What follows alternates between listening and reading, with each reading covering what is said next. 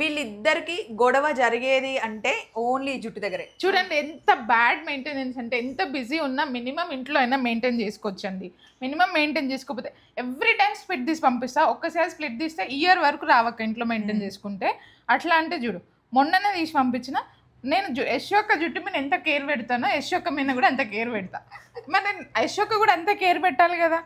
చూడు, case time ఉండకపోతే కనుక అట్లీస్ట్ ఒక అరగంట గంట మంత్లీ వన్స్ ఇలా మెయింటైన్ చేసుకుంటే కనుక చాలా బాగుంటుంది. మీకు ఈ స్ప్లిట్ నేను ఆయిల్ పెడతా అన్నా పెట్టించుకోదు, మందారాకు పెట్టించుకోదు, ఇంకా అవన్నీ కండిషనింగ్ లాగా పనిచేస్తాయి. ఆయిల్ అయినా మందారాకు అయినా మెంతులైనా ఇలాంటివన్నీ కండిషనింగ్ లాగా పనిచేస్తాయి. ఫ్లాక్స్ సీడ్ జెల్ అయినా ఇట్లాంటి హోమ్ కేర్ కూడా చేసుకోవచ్చు అండి. ఇక్కడికి వచ్చే చేసుకోవాలని ఏం లేదు.